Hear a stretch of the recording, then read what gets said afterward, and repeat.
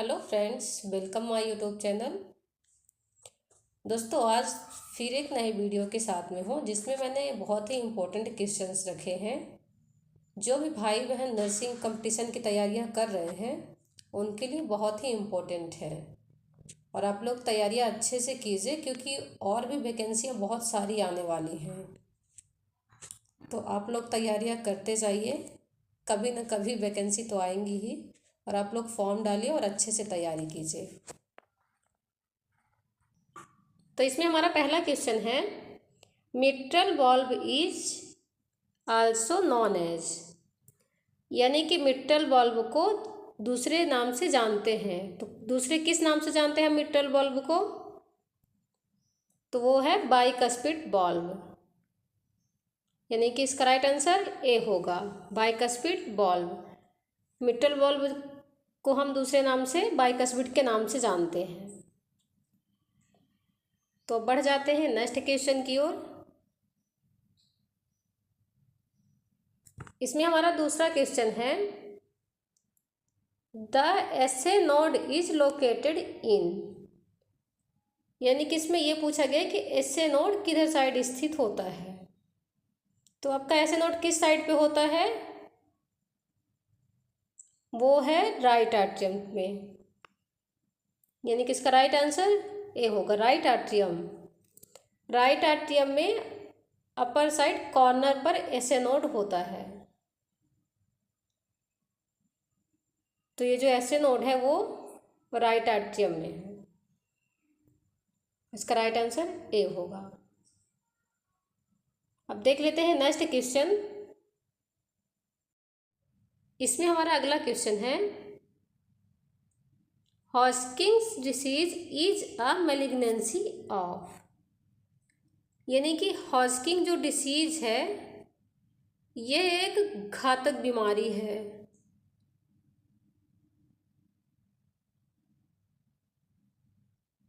तो ये जो हॉस्किंग डिसीज है ये किसकी मैलिग्नेंसी है? ये किसकी मैलिग्नेंसी होती है हॉस्किंग? वो है लिम्फ नोड्स, यानी कि इसका राइट आंसर सी होगा, लिम्फ नोड्स। अब देख लेते हैं नेक्स्ट क्वेश्चन। इसमें हमारा नेक्स्ट क्वेश्चन है, which bone is not present in pair, यानी कि इसमें यह पूछा गया है कि कौन सी हड्डी है जो जोड़े में होती है, सिंगल हड्डी नहीं होती है। तो वो कौन सी हड्डी है जो जोड़े में होती है? वो है बोमर, यानी कि इसका राइट आंसर ए होगा, बोमर। ये पेयर में होती है। देख लेते हैं नेक्स्ट क्वेश्चन। तो इसमें हमारा नेक्स्ट क्वेश्चन है,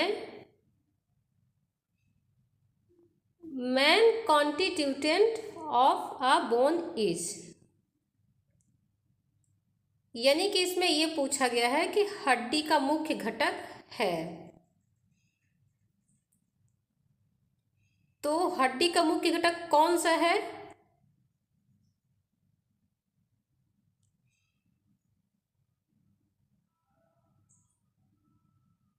वो है कैल्शियम फॉस्फेट, यानी कि इसका राइट आंसर सी होगा, कैल्शियम फॉस्फेट। ये जो आपकी बोन है वो टफ और हार्ड होती है, और जो कार्टिलेज है वो फ्लेक्सिबल होता है। तो इसका राइट आंसर है कैल्शियम फॉस्फेट। देख लेते हैं नेक्स्ट क्वेश्चन क्या है। इसमें हमारा नेक्स्ट क्वेश्चन है, the joint between tarsal and carpal bone is, यानी कि इसमें ये पूछा गया है कि टार्सल और कार्पल बोन जो है उसके बीच का जो जॉइंट है वो कौन सा जॉइंट है, उसे हम क्या कहेंगे? टार्सल और कार्पल बोन की जॉइंट को तो क्या बोलेंगे? कौन सा जॉइंट है वो? वो है ग्लैंडिंग ज्वाइंट, यानी कि इसका राइट आंसर बी होगा, ग्लैंडिंग ज्वाइंट। कार्पल और टार्सल बोन के ज्वाइंट को ग्लैंडिंग ज्वाइंट बोलेंगे। अब देख लेते हैं अपना नेक्स्ट क्वेश्चन।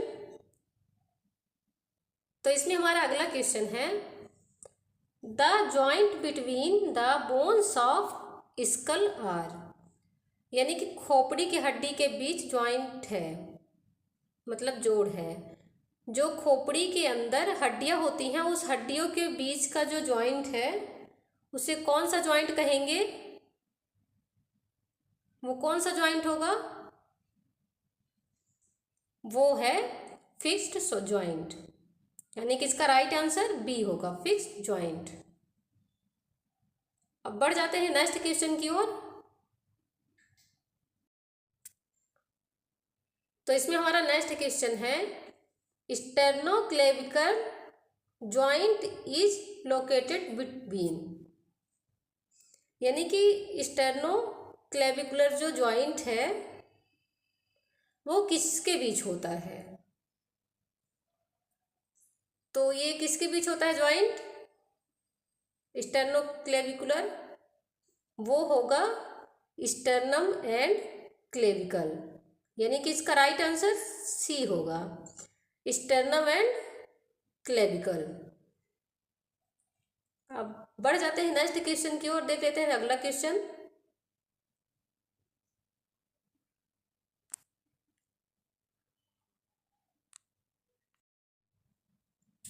इसमें हमारा अगला क्वेश्चन है, bone is an example of, यानी कि बोन जो है वो किसका एग्जाम्पल है?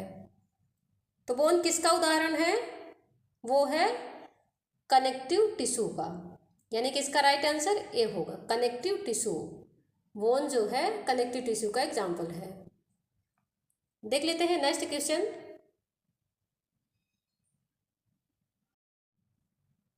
अगला क्वेश्चन है, joint between scapula and humerus, यानी कि जो स्कैपुला और ह्यूमरस के बीच का ज्वाइंट है वो कौन सा ज्वाइंट होगा? स्कैपुला और ह्यूमरस के बीच का ज्वाइंट वो है बॉल एंड सॉकेट ज्वाइंट, यानी कि इसका राइट आंसर बी होगा, बॉल एंड सॉकेट ज्वाइंट। बढ़ जाते हैं नेक्स्ट क्वेश्चन की ओर, देख लेते हैं अगला क्वेश्चन। तो इसमें हमारा अगला क्वेश्चन है, the structure with greatly increase the surface area of the cerebrum of brain is known as, यानी कि इसमें ये कहा गया है कि वह संरचना जो मस्तिष्क के सेरिब्रम के सरफेस एरिया को बहुत अधिक बढ़ा देती है, उसे क्या कहेंगे? जो ब्रेन के सेरिब्रम है उसकी जो सरफेस एरिया है उसको अगर बहुत अधिक बढ़ा दे रहा है तो उसे हम क्या कहेंगे? तो क्या होगा? वो है गायरी, यानी कि इसका राइट आंसर ए होगा, गायरी। अब देख लेते हैं नेक्स्ट क्वेश्चन। तो इसमें हमारा अगला क्वेश्चन है, हिस्टामाइन इज सिंथेसिस्ड बाय, यानी कि इसमें ये कहा गया है कि हिस्टामाइन का जो संश्लेषण है वो किसके द्वारा होता है? तो किसके द्वारा होगा?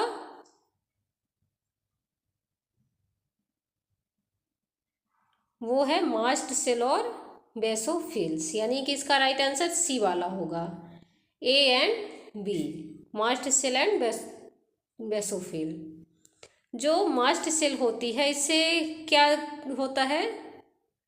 इससे क्या निकलता है? हिस्टामाइन और हिपेरिन, और जो सेरोटोनिन है ये भी मास्ट सेल से ही निकलता है। तो इसका जो राइट आंसर है वो ए एंड बी होगा, मास्ट सेल एंड बेसोफिल। अब देख लेते हैं अगला क्वेश्चन। इसमें हमारा अगला क्वेश्चन है, इसमें हमारा जो अगला क्वेश्चन है वो है most frequently fractured carpal bone is, यानी कि इसमें यह पूछा गया है कि सबसे अधिक जो फ्रैक्चर होने वाली कार्पल बोन है वो कौन सी है।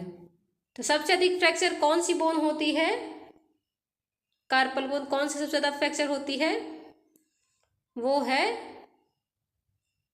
स्केफॉइड, यानी कि इसका राइट आंसर डी होगा।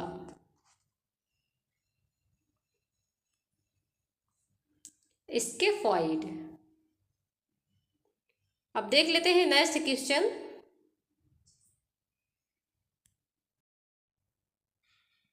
तो इसमें हमारा अगला क्वेश्चन है what ECG changes can be seen is case of MI, यानी कि एमआई के मामले में जो ईसीजी है, ईसीजी में क्या परिवर्तन देखा जा सकता है अगर किसी पेशेंट को एमआई है तो, यानी कि मायोकार्डियल इन्फेक्शन अगर किसी पेशेंट को है तो ईसीजी में क्या चेंजेस देखा जाएगा,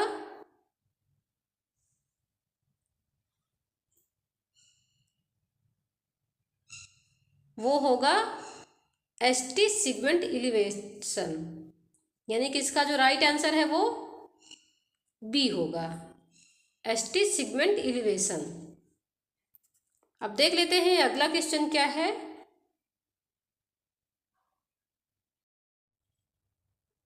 तो हम देख लेते हैं अगला क्वेश्चन क्या है, वो है which of the following valve present backward flow of blood into the left atrium, यानी कि इस क्वेश्चन में ये पूछा गया है कि इसमें से ऐसा कौन सा वॉल्व है जो लेफ्ट आर्ट्रियम में ब्लड को पहुंचने के लिए प्रिवेंट कर रहा है, यानी कि लेफ्ट आर्ट्रियम में ब्लड को पहुंचने से रोक रहा है, वो कौन सा वॉल्व है, वो है बाइकस्पिड वॉल्व, यानी कि इसका राइट आंसर बी होगा, बाइकस्पिड वॉल्व। अब देख लेते हैं अपना नेक्स्ट क्वेश्चन क्या है। तो इसमें हमारा अगला क्वेश्चन है हॉजकिंस डिसीज इज रिलेटेड टू, यानी कि ये कहा गया है कि हॉजकिंस डिसीज जो है ये किससे संबंधित है। तो हॉजकिंस डिसीज किससे संबंधित है, ये ऑर्गन से रिलेटेड होती है हॉजकिंस डिसीज। तो इसका राइट आंसर क्या होगा, लिम्फोसाइट, यानी कि इसका राइट आंसर डी होगा, लिम्फोसाइट्स। इसमें जो लिम्फोसाइट्स हैं वो दो टाइप की होती हैं, बी लिम्फोसाइट और टी लिम्फोसाइट्स। इसका राइट आंसर डी होगा, लिम्फोसाइट। अब देख लेते हैं अपना नेक्स्ट क्वेश्चन। तो इसमें हमारा अगला क्वेश्चन जो है वो हीमोग्लोबिन इज आ, यानी कि इसमें यह पूछा गया कि हीमोग्लोबिन क्या होता है। तो हीमोग्लोबिन क्या होता है और ये क्या काम करता है हीमोग्लोबिन, ये ब्लड ट्रांसपोर्ट और रिस्पायरेटरी गैस का जो है वो कार्य करता है, ट्रांसपोर्ट का काम करता है। तो इसका राइट आंसर क्या होगा, रिस्पायरेटरी पिगमेंट।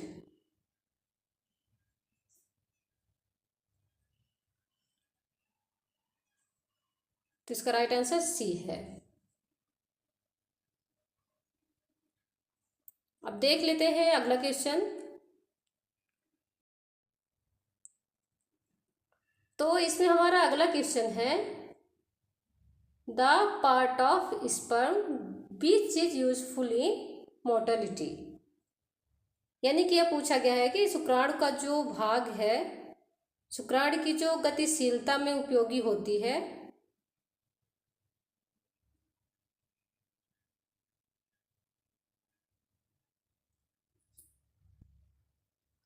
अगर इसमें मोटिलिटी की बात की जाए तो स्पर्म की जो मोटिलिटी प्रोवाइड करता है वो कौन करता है, स्पर्म को मोटिलिटी कौन प्रोवाइड करता है, वो है टेल। टेल जो है वो स्पर्म को मोटिलिटी प्रोवाइड करवाता है। तो इसका राइट आंसर क्या होगा? वो होगा बी, टेल। अब देख लेते हैं नेक्स्ट क्वेश्चन।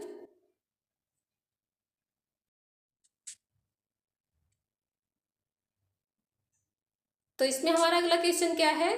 वो है the part of the sperm that contain DNA.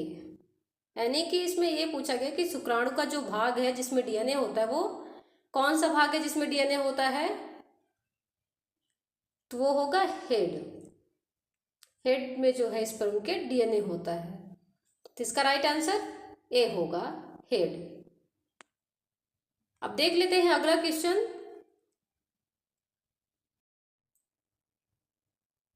तो इसमें हमारा अगला क्वेश्चन है यूट्रस इज प्रेजेंट बिटवीन। यानी कि ये पूछा गया है कि यूट्रस किसके बीच मौजूद होता है। तो इसमें यूट्रस की जो लोकेशन की बात की जा रही है, तो ये यूट्रस कहाँ होता है? वो होता है यूरिनरी ब्लैडर और रेक्टम के बीच। यानी कि इसका राइट आंसर ए होगा, यूरिनरी ब्लैडर एंड रेक्टम, इसके बीच जो है वो होता है यूट्रस। तो इसमें हमारा जो है अगला क्वेश्चन है वो the auditory sensory area of cerebral cortex. यानी कि इसमें ये पूछा गया है कि जो सेरिब्रल कॉर्टेक्स का श्रवण संवेदी क्षेत्र है वो पाया जाता है। तो इसमें ये ऑडिटरी सेंसरी की बात की जा रही है कि ऑडिटरी सेंसरी है, तो यह हेयरिंग की बात कर रहा है। तो ये कहाँ है, कहाँ पाया जाता है? वो है टेम्पोरल लोब। यानी कि इसका राइट आंसर बी होगा, टेम्पोरल लोब। अब देख लेते हैं अगला क्वेश्चन क्या रहता है। वो है,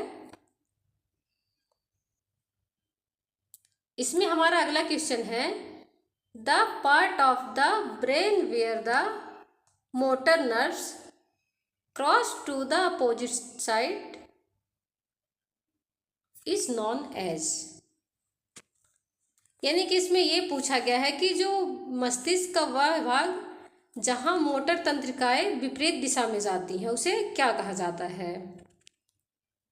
जो मोटर नर्व है वो अपोजिट साइड जा रही हैं तो उसे क्या कहेंगे? वो है मेडुला ऑब्लांगेटा। यानी कि इसका राइट आंसर बी होगा, मेडुला ऑब्लांगेटा। देख लेते हैं नेक्स्ट क्वेश्चन।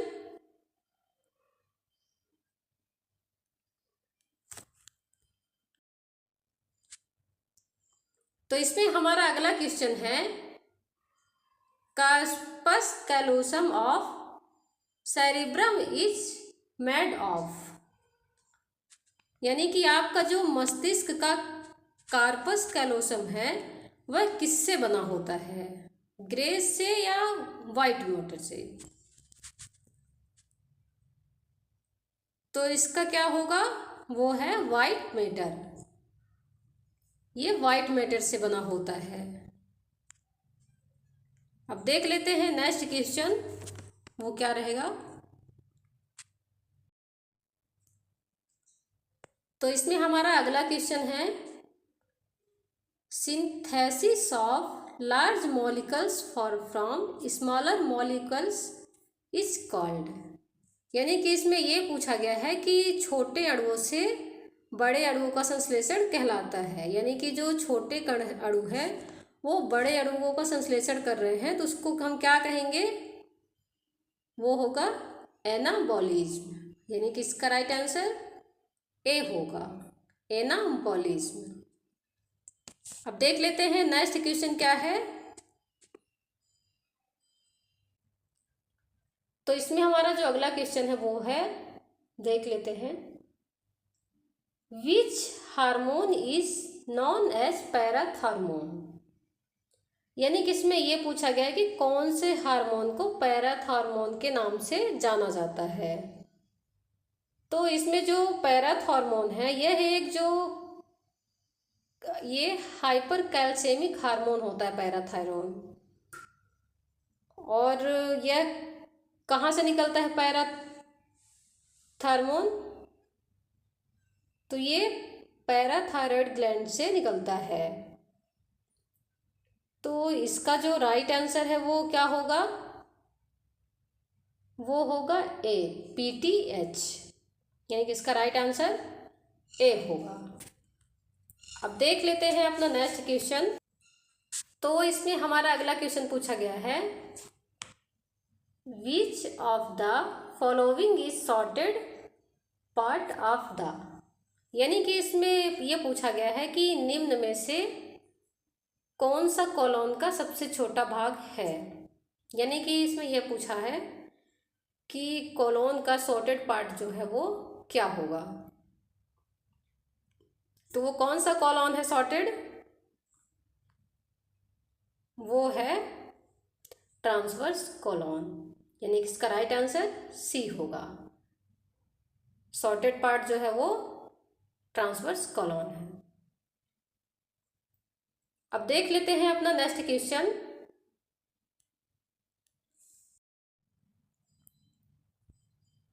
तो इसमें हमारा अगला क्वेश्चन है, which of the following is major muscles, यानी कि इसमें यह पूछा गया है कि निम्न में से कौन सा प्रमुख मांसपेशी प्रोटीन है। तो इसमें जो आपका पूछा गया है वो मेजर मसल्स प्रोटीन के बारे में पूछा गया है कि मेजर मसल्स प्रोटीन जो है वो कौन सी होती है।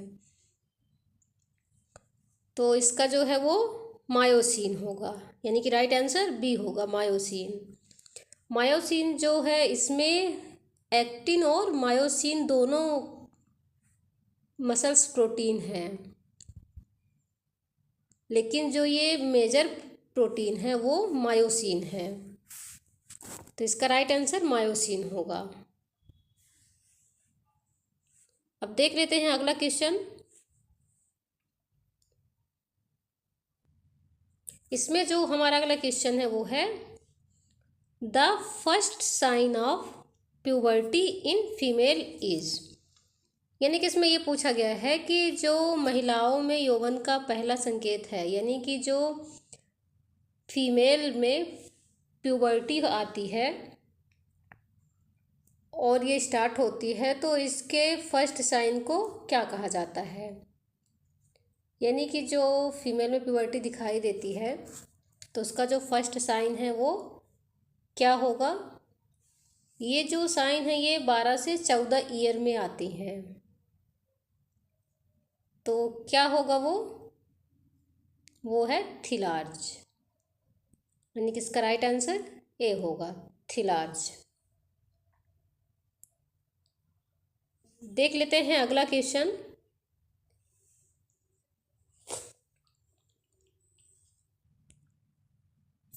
इसमें हमारा अगला क्वेश्चन है, claw hand occur due to injury of, यानी कि इसमें यह पूछा है कि पंजा हाथ किसकी चोट के कारण होता है। यानी कि जो ये क्लो हैंड फ्रैक्चर इंजरी है वो किसके कारण होती है। तो ये किसके कारण होता है? ये है अल्नार नर्व के कारण, यानी कि इसका राइट आंसर बी होगा, अल्नार नर्व।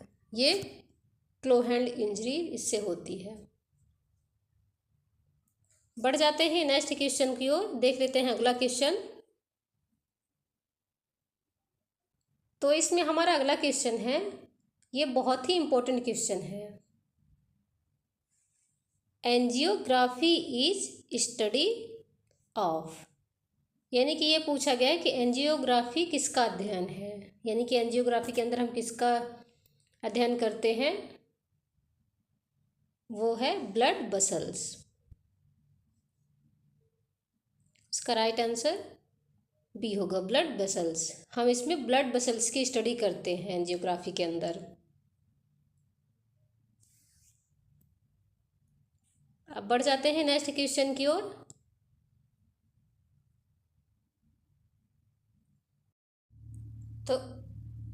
तो इसमें जो हमारा अगला क्वेश्चन है वो है,